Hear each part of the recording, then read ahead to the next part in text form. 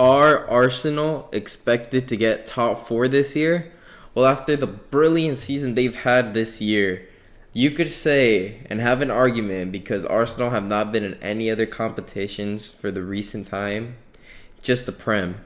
They've been eliminated from the Carabao Cup, they've been eliminated from FA Cup, and they're not in European football.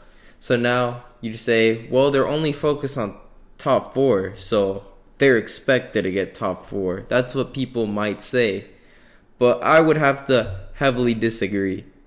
Just due to the fact that many fans were out here calling Arsenal prior to the season and at the beginning of the season as well a mid-table club, a relegation club, a banter club, the laughingstock of the Prem. You spent 100-something million for no reason. You got nothing but bad players. You got no pool. All this was being heard about Arsenal. The thing is, now that Arsenal has gotten their stuff together, they're expected to be top four. But I would have to disagree. Just because Arsenal, their goal before the season was to get Europa League or Champions League football. So if they get anything less than sixth place, it's a travesty. But Arsenal, if they get top four, they have overachieved. Because they got absolutely one of the cheapest and youngest teams right now.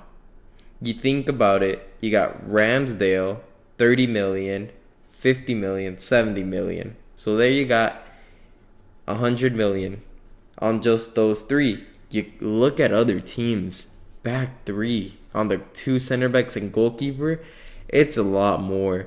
You got guys like Harry Maguire, who is worth more than our center back partnership. Then you add Varane, that's more than our goalkeeper and center back partnership. So that just tells you right there and shows you how much other teams have spent.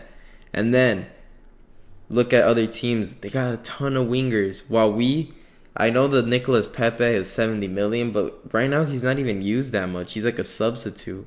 The ones that are really being rotated is between Smith Rowe, Saka, and Martinelli, which it's 7 million in total because Saka and Smith Rowe, those are free. Martinelli was 7 million. Odegaard for 30 million, while you got people spending 50 million, 80 million on their center attacking mid. We got 30 million. And then Lacazette, he's on his way out. Eddie Nketiah on their way out. And they're still overachieving over teams who spent a whole bunch in order to try and get top four. That was their goal. And guess what? Arsenal are doing that without that being their main goal. Right now, they're overachieving, and many people disagree just because their team is looking very poorly right now. They're disagreeing on the fact that Arsenal should not be expected to be getting top four, but they are just trying to put pressure on the team to hope they capitulate under pressure. But the thing is, that will be the difference between Arsenal getting top four or not, what they can do under pressure, because now they have about 9 or 8 games left. And they're going to have to play those games.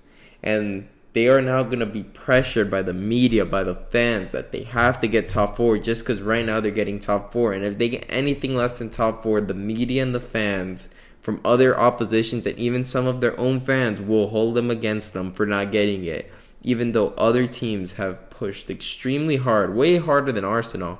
Just that Arsenal have just shown that they got a better system, more organization, talent, youngsters, hunger. And guess what? They are showing everyone up right now and shutting them up that Arsenal is looking like they're getting top four. If they get top four, I'm happy as anyone can be. But Arsenal should not be expected to get top four. But if they do get it, I want some respect on the guys like Mikel Arteta and the coaching staff who have gone into a rebuild and got everyone they didn't want out. That's everything I wanted, a clean slate from Arsenal. And that's what we've gotten. And they brought in a whole bunch of young players, and we stuck to a project, and it's looking like it's paying off. And I put a little clap right there for Arsenal because they finally got the dead weight out. They got a new project, youngsters, and now they're this close to competing with the Bayerns, the Cities, the Liverpool. They're already giving Liverpool and City a hard time. In the first 60 minutes against both oppositions, against City and Liverpool, they look phenomenal. But it just shows that Liverpool and City have more experience, have a little bit more talent. And that's the difference at the end of the day. But Arsenal are giving these guys problems. They're not losing 5-0 against them like they were previously in the beginning of the season. And like other teams like United are losing 5-0 to Liverpool, and how we lost 4-0 to Liverpool. Now you see 2-1. Now you see 2-0. It's this progress that we're seeing.